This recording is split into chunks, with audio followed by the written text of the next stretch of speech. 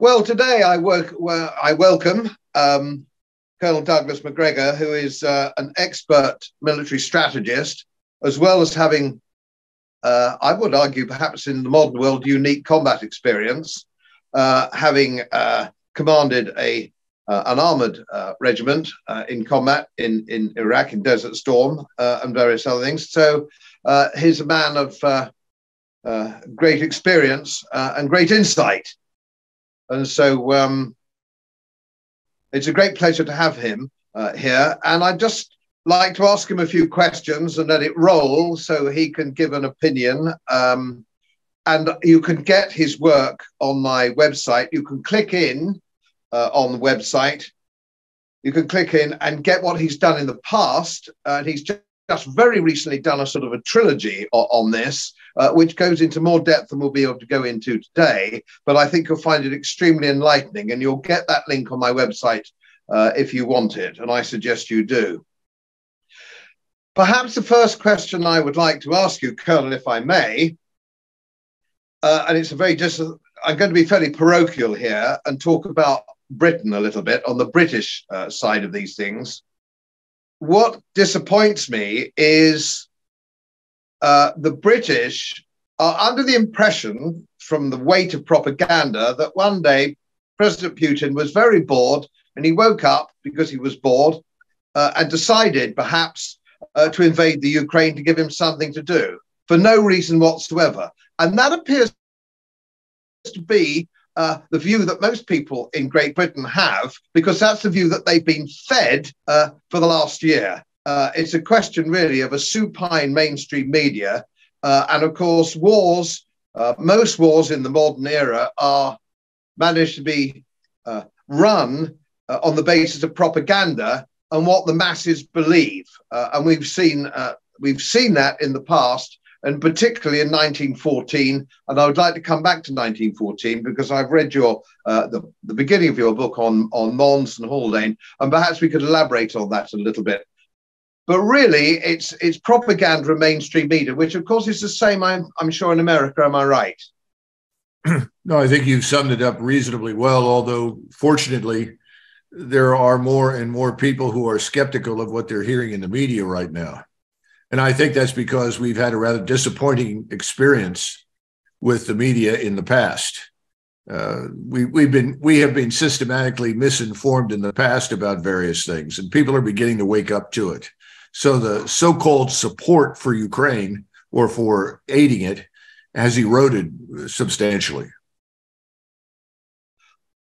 Good. Well, I'm pleased to see that. It's fuel is extremely expensive now, which of course the propaganda is feeding into people that it's the war in the Ukraine, which it isn't, because green policies came much before this. This has been going by failed green policies, wind turbines, solar panels, getting rid of coal fire, so on and so forth, and treating carbon dioxide as a pollutant. And I think people are taking a bigger interest in actually why they're freezing and why they can't afford things. And it's not the Ukraine. So I'm hoping that we will see the same phenomenon of people drawing away from this sort of blind support for the Ukraine. We have people putting blue and yellow flags up in their garden, people who couldn't point to the Ukraine on the map, people with no idea of military history, no idea of Russian history, no idea, frankly, about anything at all. They haven't had the benefit of a traditional education.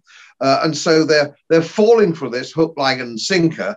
And of course, this is one of the problems, because we don't have mainstream media defense correspondents, which we used to call them.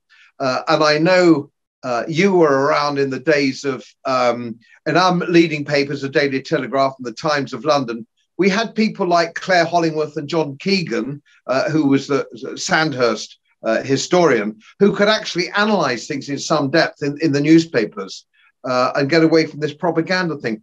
We don't have people like that now, and it might surprise you to know, and I'm pretty sure it'll be the same in the United States.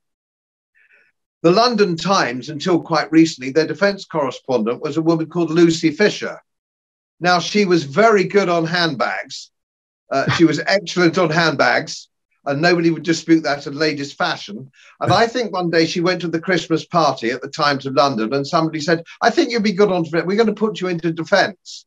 And Nick Beale at the BBC, and I've crossed swords with him, he doesn't know the difference between a colour sergeant and an able seaman. And when I crossed this on him, he said, doesn't think that's his role. He thinks his role is just to report what's actually happening, not actually take any depth of what has happened, what's happening now, and what might happen in the future. So we have very low-grade defence correspondents. And if you take out the London Times, the Daily Telegraph and BBC, Lord only knows what you're going to get from the Daily Mail and our tabloid newspapers. So nobody seems to actually be taking much notice of this. And until people get properly informed in these matters, I can't see things changing as fast as we need. Well, even more deeply concerning to me is the absence of any alternative media, particularly in Europe and in Great Britain. If you have only one source, the so-called official government source, whose narrative is embraced wholeheartedly without question by all of the local media, then how can you possibly know what's really happening? Because the government frequently has no interest in sharing the truth. I've been involved in this sort of thing over the last few years. We are very grateful that Elon Musk has invested in Twitter, but we really need much more than that. We need platforms that have been demonetized and eliminated that were sources of the truth that are now no longer available to us. So I hope that in the future we can get some more free speech oriented people with money to help bring back these free speech platforms. Right now, anyone who disagrees with the public narrative, as you know, is immediately cast as a Putin agent or a fascist or some other ridiculous remark. This is extremely unhelpful. And you're right, the people putting up the blue and yellow flags don't know what they're doing.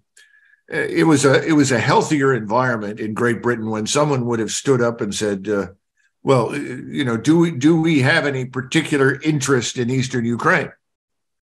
And of course, in Parliament, somebody would have had dead silence because there was no commercial interest in Eastern Ukraine.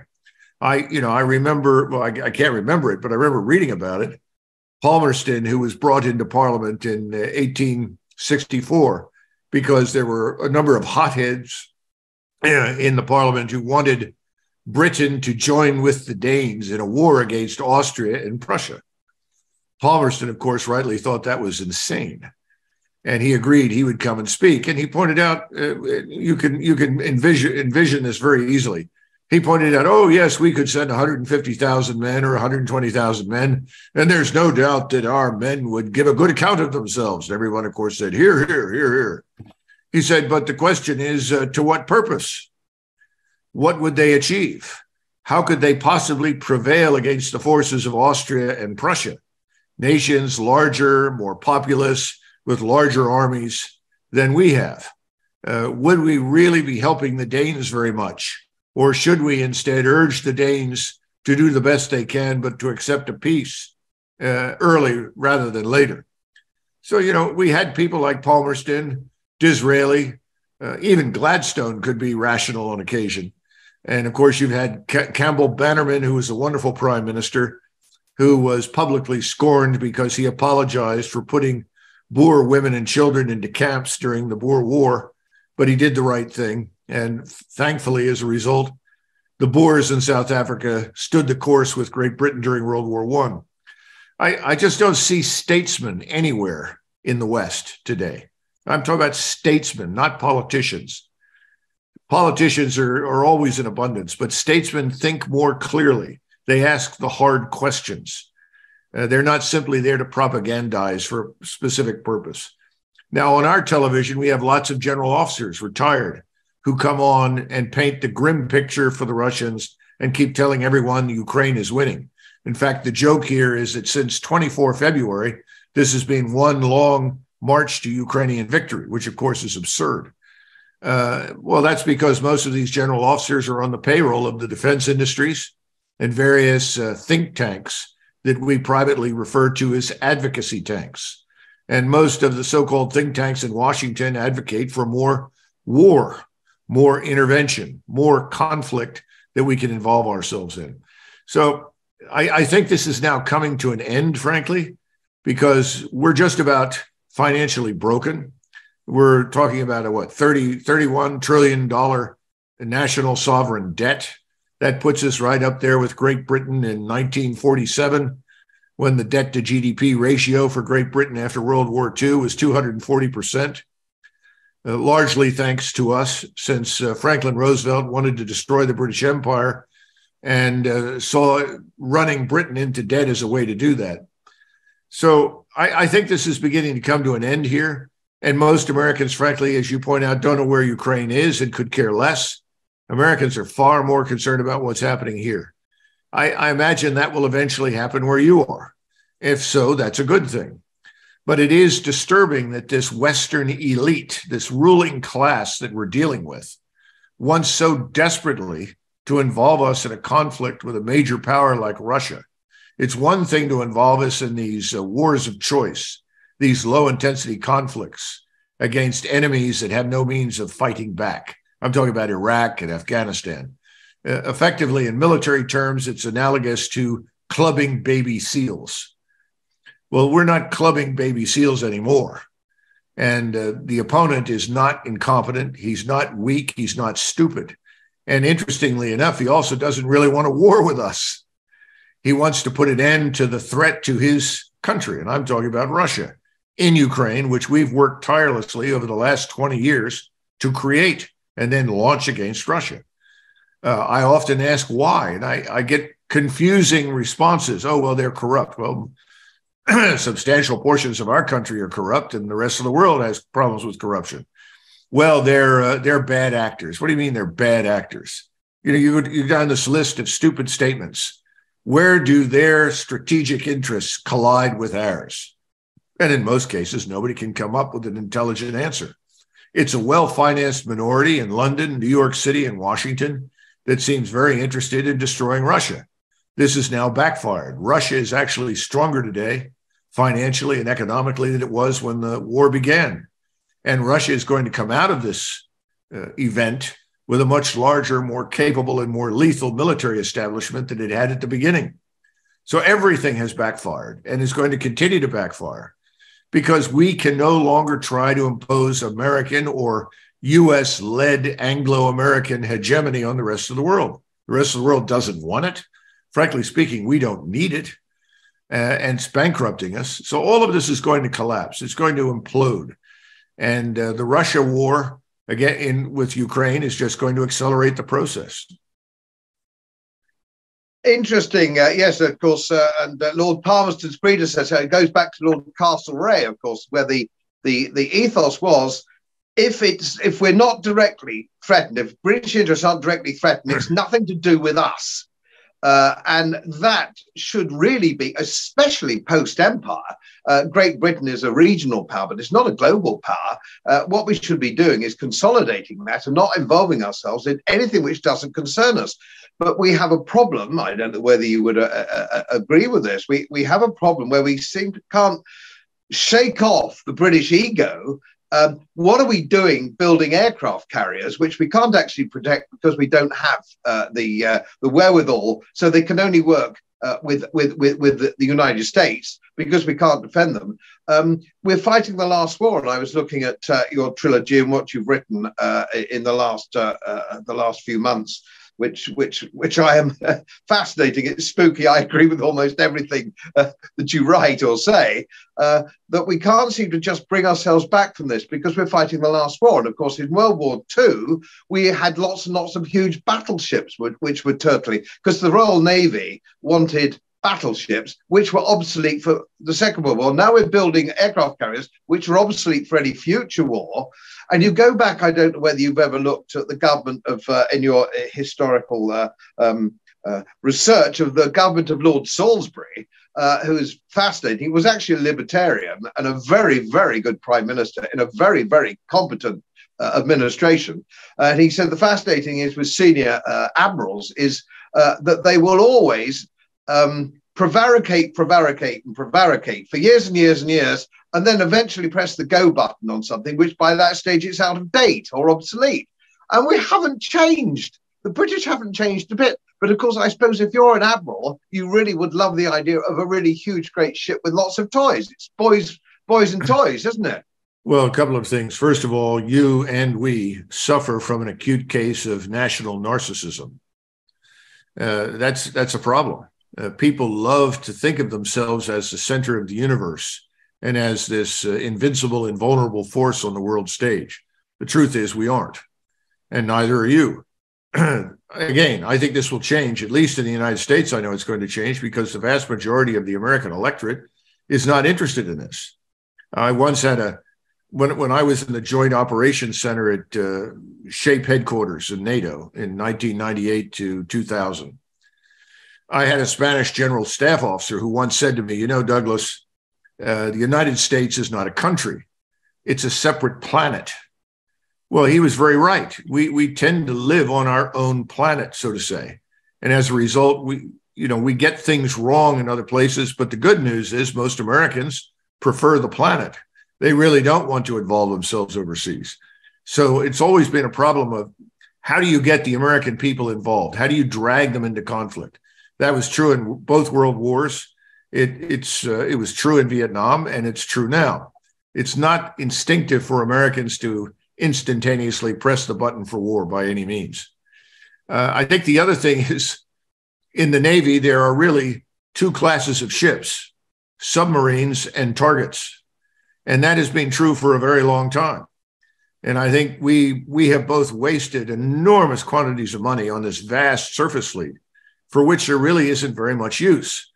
Re-examining that is critical and essential because we just can't afford to keep spending vast quantities on these aircraft carriers that, as you say, are increasingly obsolescent. Today, we talk about an aircraft carrier as useful only in permissive environments. Now, stop and think about that.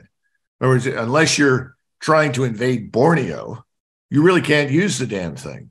Of course, why would you want to invade Borneo? That's another question.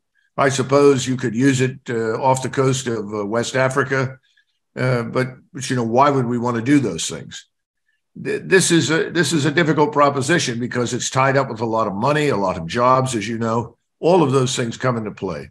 So I think we're very similar in that connection. But the most important thing is national strategy.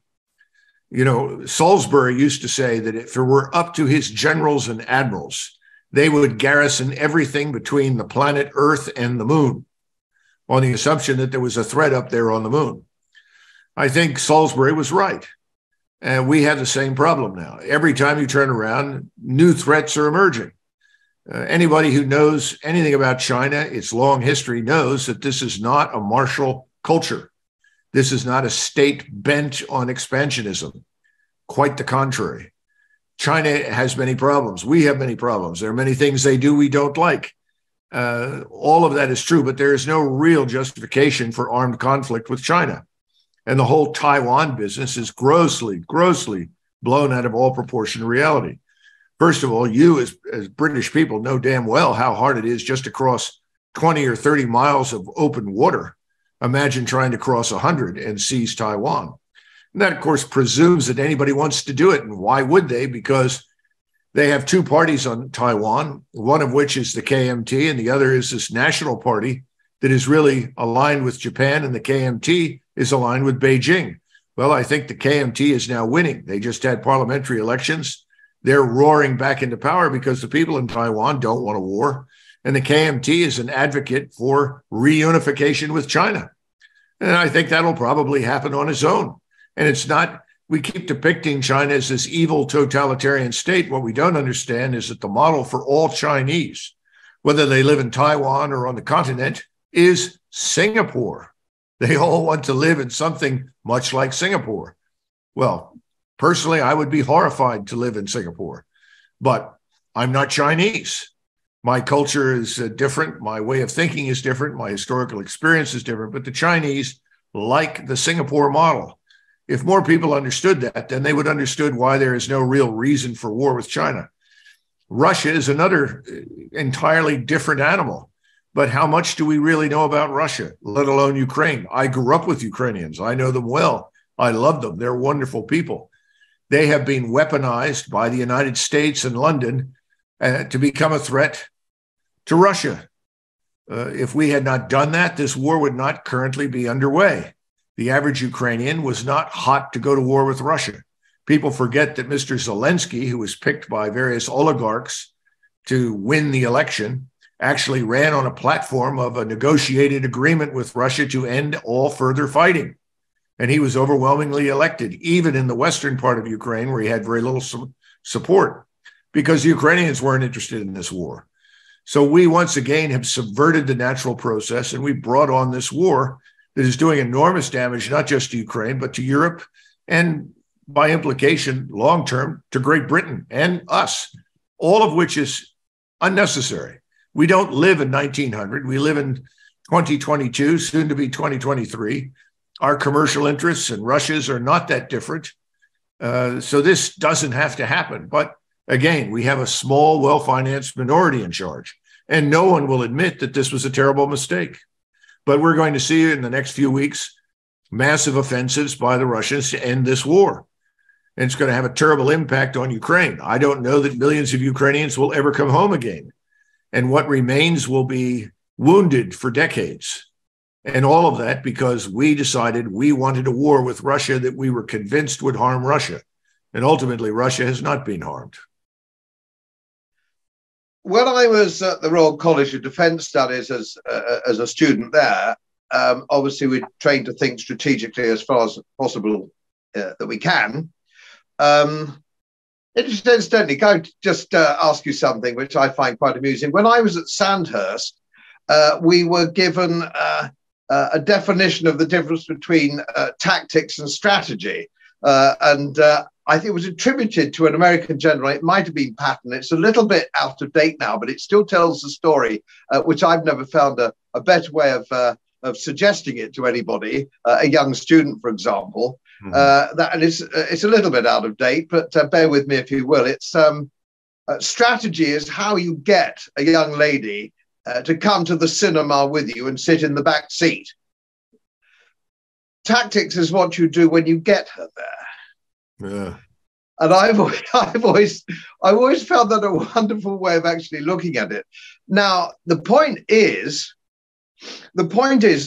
with the disappearance of the British Empire, and of course we had the Indian subcontinent, where there was an implication on the northwest frontier, and the great game, of course, in that part of the world between the Russian Empire and the British Empire, all understandable at that time. And eventually, of course, we found ourselves in the war in the Crimea. Funny how that name pops up again, in the Crimean War, which did no good to anybody, which was won by the British and the French, but at vast cost to no real end at all, to support the Ottomans, which was a pretty crazy thing to do anyway. Leaving that aside, I would argue that from a strategic point of view and a strategic perception, that Russia is not a strategic enemy at all, never has been, except when it was Soviet and they were politically hostile and a strong military power. So consequently, you might argue that they weren't a strategic enemy, but they were a political enemy, which hence NATO was formed, of which I was a part, we were both part, which was a purely defensive organization and quite successful in that role. That was quite successful. That was fine. But we couldn't accept it. We could not accept when the collapse of the Soviet Union came about that NATO was totally and utterly obsolete. You don't need NATO. There is no point in NATO because Russia in itself is not a strategic enemy, certainly not to the United States. In fact, of course, it's just strategic to Great Britain. It's a strategic ally, as proved in 1914, 18, and again in 1939, 1945. They were, without them on the eastern border, the Second World War would not have been won. They are more of a natural ally. So I don't understand, and comes back to mainstream media again, not having the talent in mainstream media to actually put ministers on the plot and say, what is your problem with Russia? What is your problem with the Russian Federation? What has it got to do with us? And why do you think that now they are a threat? Yeah, I would like to hear someone explain that. I haven't heard it here in Washington to my satisfaction. There's always this intention to confuse contemporary Russia, which is an Orthodox Christian state that sits on the foundation of Russian Orthodox Christian culture, with the Soviet Union. This is not the Soviet Union. It does not embrace an ideology of relentless expansion. There is no revolutionary current in the Russian mindset today. Russia simply wants to survive and do business with its neighbors in most cases. I think we've done ourselves a terrible disservice by misrepresenting Russia. And of course, people will say, well, it's autocratic. It's not sufficiently democratic. Well, I could find a lot wrong with our alleged democracy here in the United States. All of our big cities are fraught with corruption.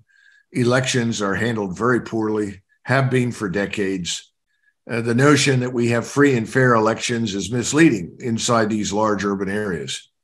So I guess my problem has always been with the simple truth that if you live in a glass house, you shouldn't throw stones. We are by no means perfect.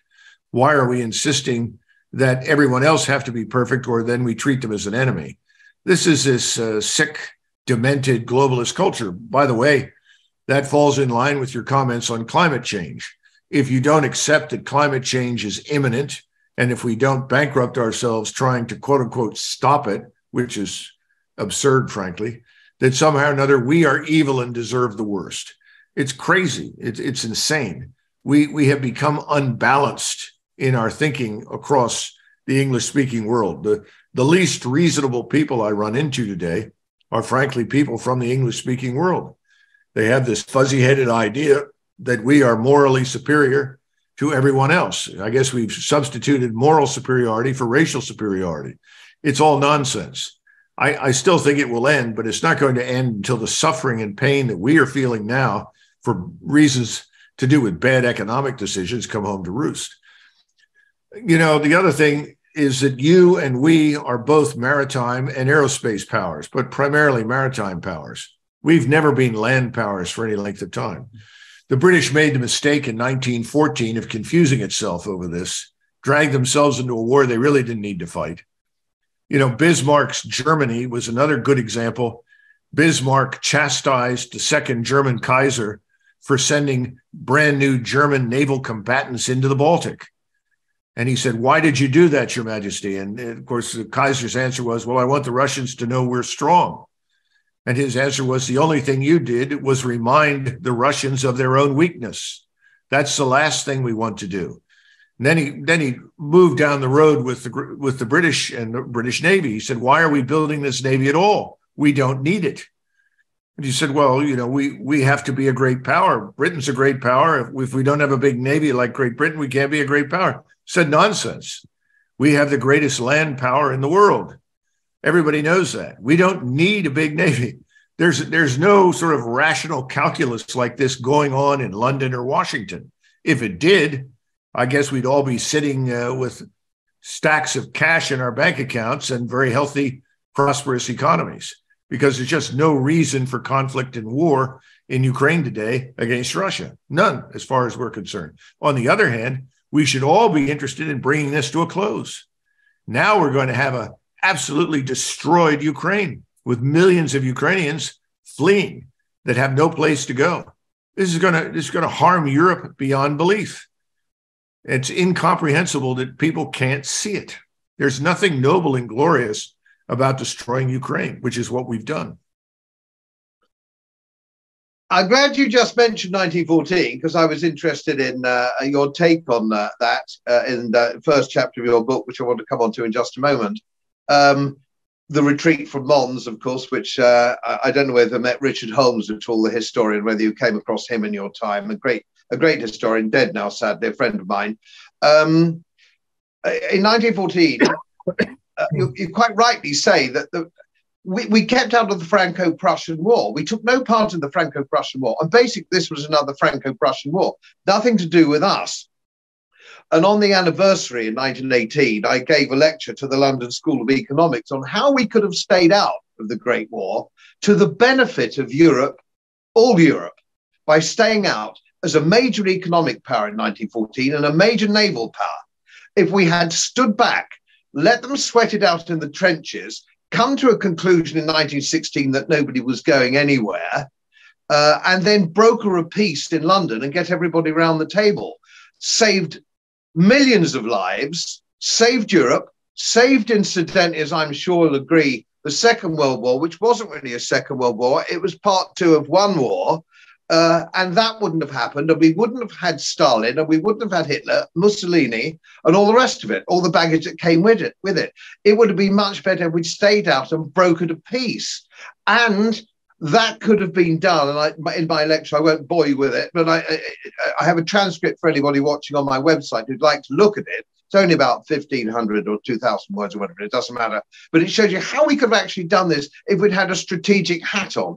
And we didn't. We involved ourselves, which brings me back to the other point, which you mention in your book, that Asquith didn't want that.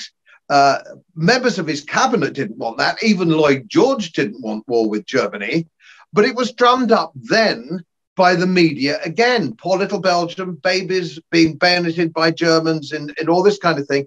It was drummed up. And modern warfare, when I say modern warfare, I mean modern history warfare, which I would argue go 200 years is modern as far as I'm concerned, when it comes to this kind of thing, that the press actually stoked this up.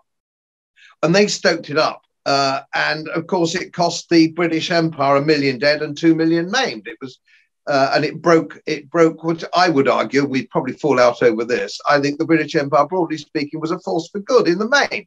And it could have then developed into a Commonwealth, which it now is, with goodwill and trade all round. But that's perhaps a subject for another day. We didn't have to get involved. It was a terrible, terrible mistake. No good came of it. But it was whipped up by the press, broadly speaking, rather than politically, I would argue. And that's the mistake that was made, of course. And I think that's where we come back to your point about statesmen. We need a statesman to come along and say, you need to have a little think about this. Where would we go? I mean, and Eisenhower, and you mentioned Eisenhower in your trilogy, your recent trilogy, which I thought was excellent. And I've read quite a lot of Eisenhower's work.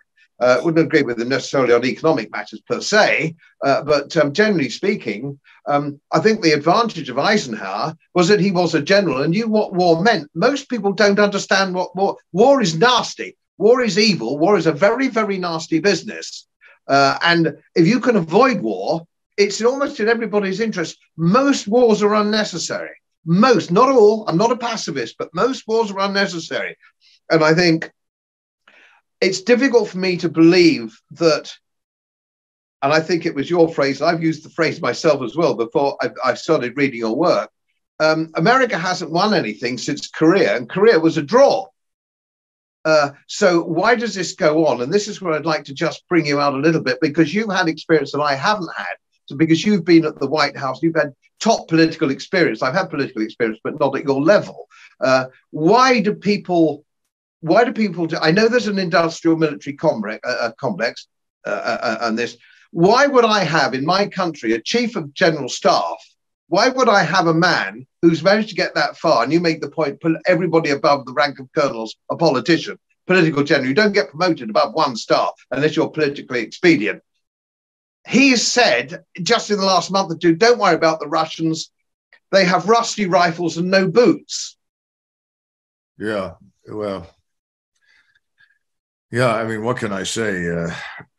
Well, 2 things. First of all, we haven't been at war since 1965. We talk about it, but really we weren't at war. In other words, we fought these actions on the cheap. These are what Clausewitz refers to as wars of observation. We call them wars of choice. In other words, whether you wage them or not probably doesn't make much difference in the grand scheme of things. They're not going to change the world strategically, alter the international system. Versus a war of decision, which Clausewitz rightly pointed out, is a war that has existential implications for the nation states that fight it. And of course, he was looking at that against the backdrop of the Napoleonic Wars. And the point is, we haven't had that kind of thought process here in the United States. And Americans have been misled. it's back to clubbing baby seals. Oh, this morning we bombed country X, and they're now in ruins, and they are compelled to accept our demands, this sort of thing. And everybody says, oh, cheers, that's great, wonderful, we've done a great job. It's all nonsense. We're no longer dealing with that when we're confronting Russia. I think that's very obvious now to people. And of course, the nuclear dimension is always there. But at least to this point, it's very clear to me that most of the people that are at the top want nothing to do with a nuclear exchange. I'm talking about the people in Washington. And I know that the Russians absolutely do not want anything to do with a nuclear exchange. So that's good news. The bad news is that we overestimate ourselves in conventional terms. And today, if you sent the United States Army anywhere, it would end up being very much like the British Expeditionary Force in 1914. It would do reasonably well, but it can't win. And unlike the British Expeditionary Force in 1914, we have no ally like the French that put millions of troops into the field. Remember, at the end of that retreat from Mons, the British were controlling something in the neighborhood of 20 to 25 miles of front. That's almost nothing compared to the other 380 miles or 90 miles that the French army controlled. So then you go through this gut-wrenching process of having to conscript, go through a draft. Well, those days are over now. If we get into a scrap with the Russians, it'll look worse than Dunkirk because there's nothing behind us. The German army doesn't even exist for all intents and purposes. The French army is there, but as a friend of mine in the French army said, Douglas, we have 4 to 5 days worth of ammunition. You can't fight a high-end conventional war with that kind of foundation. So it's time to have some strategic thinking. And the key questions are always the same. What is the purpose of what we're doing? Secondly, how do we do it? In other words, what's the method? And 3, what do we want things to look like after this is over? Unfortunately, in both world wars, the attitudes of the leaders in Britain and France, well, we're in this war to destroy Germany. Really? Why? Why do you want to destroy Germany? What do you really want from the Germans? What is Britain getting out of this war? And is it only the destruction of Germany? Because if that's true, that's one of Britain's top trading partners. All the optics that you used in 1914 in the British military and the Royal Navy all came out of Germany. There were all sorts of things, technologies that were critical to British needs that came out of Germany. So why are you intent on destroying Germany? The same thing in World War II. I'm actually a great fan of Corelli Barnett because he's critical of Churchill, who says, we'll fight to the bitter end, blah, blah, blah. We're never surrender. Well, wait a minute. Nobody's asking you to surrender. Have you considered perhaps William Pitt's approach? Maybe it's time to come to some sort of arrangement with your enemy until you're stronger at a future point in time and can re-engage. There was no thinking like that. So Britain was harmed badly in World War I, and it was destroyed in the Second World War. And we stupidly helped to do that. The only people that won the Second World War were the Communist Party of the Soviet Union, who had killed vastly more people than Adolf Hitler ever killed. But nobody ever bothers to bring that up. Nobody ever bothers to understand that what you're dealing with in Germany or Russia or China is different from what you may think. These nations are nations that have been around for a long time. You have to judge them on the basis of history and culture and interests. No one wants to go down that road. Instead, we have people like this German foreign minister, Annalena Baerbock, who refuses to shake hands with Foreign Minister Sergei Lavrov from Russia. Why? Because she's morally superior and he's morally inferior in her view? This is childish nonsense. It's absurd. There's no willingness to talk. And right now, I see no hope for a negotiated end in Ukraine. The only end I see coming is the end to Ukraine. And if you're a Russian right now, what are you going to negotiate for? In other words, if we end up with some sort of rump Ukraine, the Russians are going to insist that whatever is still there must be neutral. If it isn't, then they risk going back through another war again that we may cultivate. So there's nothing to discuss. There's no negotiation. And we have no strategic advantage that we are operating from. I haven't seen it. Again, Russia is a continental land power. We are not. Our strengths are at sea and in the air. We are only a land power in the Western Hemisphere. Britain's army has been shrunken to the point where I'm not sure the British could put 30,000 troops into Europe in a short period of time and they'd be effective. The French have already admitted that. So what happens next? No one has thought through this. Well, of course, I had the pleasure of meeting Crowley Barnett personally some years ago, and I agree with you totally, and I agree with him. It was, sometimes you just have to come to the table to make the best of a very bad job. And we could have. And your first consideration should always be, if I had been sitting where Churchill was in 1914 in the cabinet or subsequently in World War II, is first and foremost, we must preserve British power.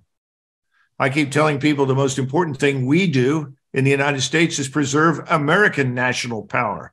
We're doing nothing to preserve it. We're doing everything to dissipate it, squander it, and destroy it. Could I ask you, Colonel, we'll wind up on this. I'm very conscious of your time and your generosity of giving it. But it's important that we get your views here in England. Very important. We're not getting this in England. We're not getting it, and we must get it if we're gonna because we're already putting our nose in it. We can't seem to keep our nose out of things. Boris Johnson is making mischief at the moment. But what I'd like to just ask you to, finally, just to wind up on, and I do hope that we could have another conversation perhaps in the new year. How do you see, you've just illustrated pretty much what the situation is going to be. How do you see it politically? It's going to be force majeure, isn't it? There's nothing we can do about it. The Russians are going to win. Of course they're going to win. They can't lose. And there'll be warfare always throws out some odd stuff. There'll be some odd things here going on and stuff we didn't expect. But generally speaking, by the spring, it'll be over. How can, when we sit around that table, you're quite right, Ukraine has to be completely neutralized. We cannot have any form of NATO force or NATO missiles anywhere near it. And it's also going to have to perhaps spill over a little bit. What's going to happen with the Poles? What's going to happen with Romania and Moldova, which in their constitution of Moldova say they won't have anybody on their territory at all. There's all sorts of implications, as there always are. But it seems to me, and we'll wind up on this with your final words, Colonel, if we may, who in your senior command, who in today's White House or CIA, which seem to control a lot of the thinking, is going to actually say, right, we've got to accept that we've lost. We have to accept that we've lost.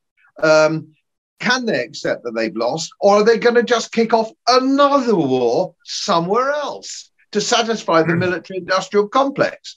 Well, to answer the first question, General Milley, who's not someone I necessarily admire, frankly, I do not, is very much a political animal.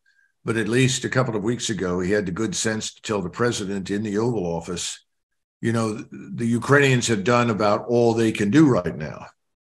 This would be a good time to negotiate. Well, he knew the truth. He knew that the casualties and the loss rate, in other words, killed in action, had risen to 15,000 a month in Ukraine. They're way over 100,000 dead now. And he tried to make that point to President Biden, who apparently was offended and said, absolutely not, as did all of his advisors, his Secretary of State, his National Security Advisor. And the next day, Milley, being who he is, went public and recanted 100%. Oh, no, we're going to stay the course forever. We're going to win, blah, blah, blah. Mr. Burns, who was the former ambassador to the Soviet or the Russian state, Burns is the head of the CIA. I'm sure he knows this to be true, but he too appears to have been willing to prostitute himself to these dumb policies on the grounds that I guess he wants to hold on to his job. I think it's very unfortunate. We just don't seem to have any people with backbone. But then again, if you go back to the Vietnam War by 1968, 69, virtually everyone thought it was a muddled affair. It was going nowhere. There was no chance for any meaningful military victory. No one could define what would happen politically that would be beneficial to us. Yet no one would resign. No one stood up and said, that's it, I'm out. Nobody in uniform. So we have a huge problem with an acute lack of character in our senior ranks. You would have to know more about the British military than I do to determine whether or not that's also the case in Britain. I don't know, but that's a huge problem for us. Now, what happens? What happens is very simple. The Russians will terminate this thing on the terms that suit them. I think that the government in Berlin will be gone by the time this ends. I hope so, because the Germans have always known from the beginning this was a very stupid idea. And I think the Germans are quite frankly sick of the whole business. The Poles, whom the Germans have tried very, very hard to befriend and work with, are now widely regarded as dangerous lunatics inside Germany. So the Germans are probably going to be the ones that part ways and diverge from the mainstream with us. Maybe Macron, though I doubt it. He's another Soros puppet. I don't see him branching out to change anything, but perhaps the French will ultimately get rid of him eventually. The Italian leadership has already changed. They will send humanitarian assistance, but no military assistance. I think the longer this lasts, the more Europeans will look at this as a catastrophe that needs to end. And since we refuse to end it, this is going to put an end to NATO. I just don't see NATO surviving this event. I said that back in January. I still have serious doubts about it. And that's probably, in the grand scheme of things, a good thing, because the Europeans need to find their own way. You know, de Gaulle said it well. He said the problem for NATO is the following. Britain is an island, and the United States does not live in Europe. De Gaulle was right. And his point was, you, like the United States, we are both preeminently maritime powers, aerospace powers. We fly in, we fly out. We sail in, we sail out. We are not permanently rooted on the continent. Ergo, the people that live on the continent are going to have to come up with something else. And I think they will, given time. But it's going to be ugly, because there are an awful lot of people who've made an awful lot of money out of this alliance here in Washington and other major capitals, and continue to enrich themselves as a result of this disastrous war.